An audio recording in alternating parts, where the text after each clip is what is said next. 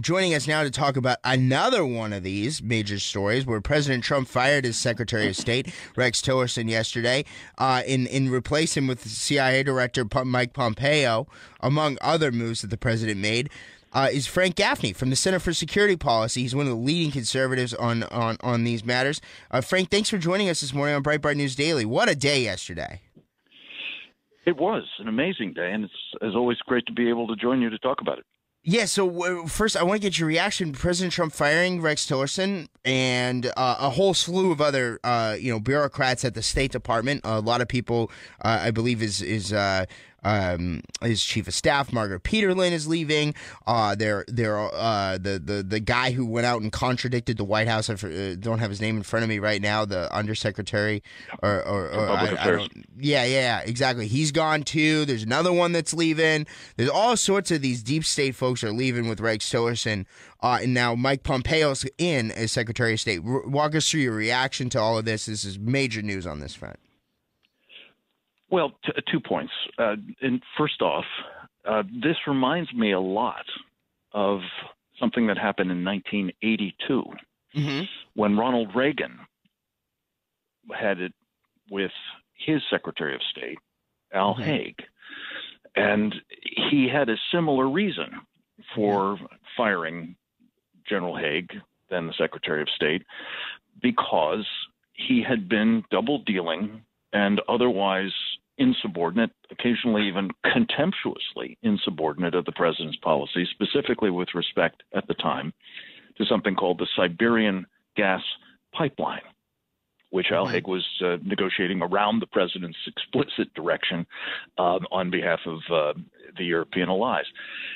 Flash forward, it appears, Adam Kratos done some good reporting on this at the Washington Free Beacon, that the straw that broke the camel's back with respect to the serial insubordination and often contemptuous at that of Rex Tillerson was his double dealing with the allies and others over what I call the Obama bomb nuclear deal, a fraudulent bit of business that the president has very clearly said he wants to be rid of.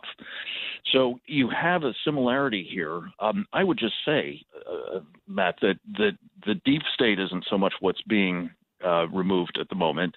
It's kind of the shallow state.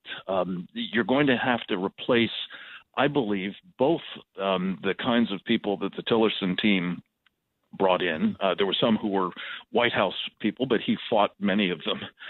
So most of them are that are in political appointee positions are Tillerson folks rather than or others. But you're also going to have to go after the State Department bureaucracy itself. And the fact that the Foreign Service and the career civil servants there are notoriously hostile to President Trump. And at the very least, Mike Pompeo is going to have people around him who will help ensure that the bureau, the various bureaus, I should say, the regional bureaus, the key policy shops, including the policy planning staff under a fellow by the name of Brian Hook, it has been really a rogue operation, have to be brought into alignment with the president's direction. And finally, I would say we need to also see if the president really wants to have the full benefit of the house cleaning that he has set in train, he's going to have to remove as well Rex Tillerson's enabler, who is, of course, the National Security Advisor to the President, H.R. McMaster. Yeah, no, and that's that. I want to get into that in a minute, but the other people, then, and I think the thing that you're zoning in on here, because this Goldstein guy is leaving. He was the head of public affairs at the State Department as well. He was fired hours after because he contradicted the White House. But also, it came out later after Tillerson came out and did his press conference or statement to the press in the afternoon after President Trump fired him that he's finishing up his administrative stuff. That's fine, whatever. He's leaving on March 31st. And handing over administrative responsibilities as of midnight last night.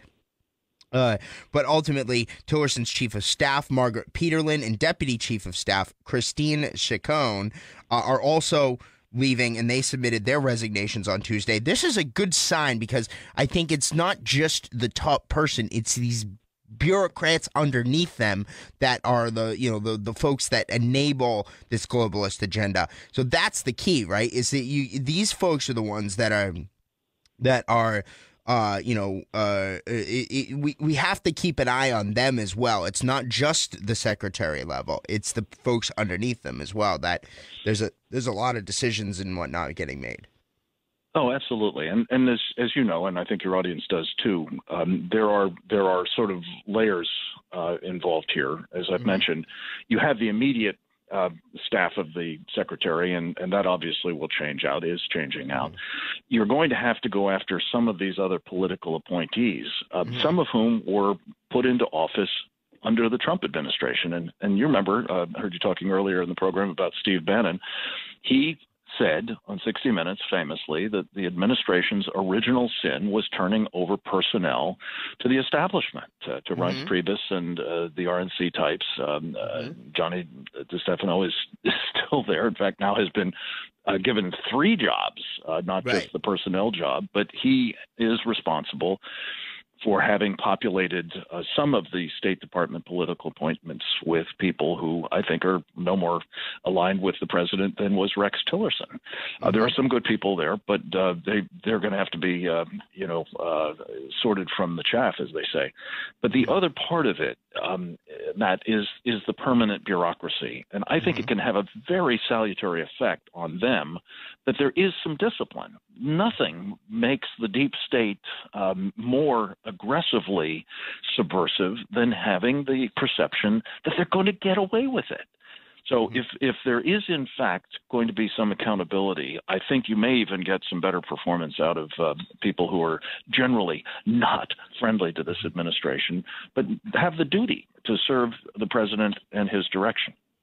So now, Frank, and I want to get into the H.R. McMaster stuff and the other things that President Trump, and I'm glad you brought up Johnny DeStefano, because that's another name that I don't think our audience is totally familiar with, but he's a major power player behind the scenes. I want to get into that in a minute, because I think that's very important what the president does next. But before we get there, I want to get your thoughts on, Mike Pompeo is heading into this major job. I think he's done a good job as CIA director. He's demonstrated that, he understands the issues. He understands what he has to do. He's demonstrated his loyalty to the president and his agenda. And then also Gina Haspel is the first woman nominated for the CIA director position. She will be replacing Director Pompeo as he moves over to become the Secretary of State and goes through that confirmation process. Tell us your thoughts on both of those appointments. Well, I'm a big fan of Mike Pompeo's. I think he is a splendid choice for this job. Absolutely. Thought he was a good choice for CIA, and I think he did acquit himself pretty well there. There was a deep state problem there, though, too. I think it's no question this president has found himself sabotaged repeatedly by those who, like John Brennan, Mike Pompeo's predecessor at the agency, were very hostile to this president and to his policies and wanted to perpetuate those of the Obama administration. Many of them are still there. And there are lots of good people. There are, people putting their lives on the line for our country. Don't get me wrong. But there are some, including in senior reaches, who should have been rooted out. And I think it's unfortunate that more of that wasn't done. Again, Mike is a superb, I believe, leader. I've gotten to know him over his years in the Congress. He was the first in his class at West Point, served with distinction in the military, a successful career in business, great member of Congress, and I think will do a very good job as the Secretary of State. He's widely respected, I believe, on both sides of the aisle. I'm less keen on Gina Haspel, I must tell you, not because of her following the orders of the time on waterboarding and, the extraordinary rendition program, but because she is part of this bureaucracy.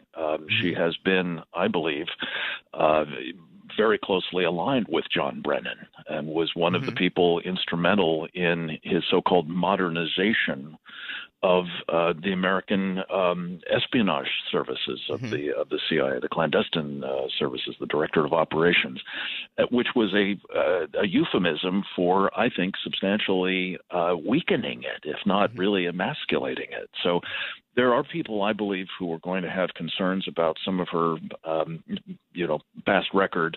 I don't think it's so much the administrative role she played in some necessary steps to secure information early on in this post 9/11 period from very dangerous Sharia supremacists, Matt, but it was some of the other behavior that or policies that she was responsible for very directly during the Brennan era that should be a matter of close scrutiny by the Senate Intelligence Committee.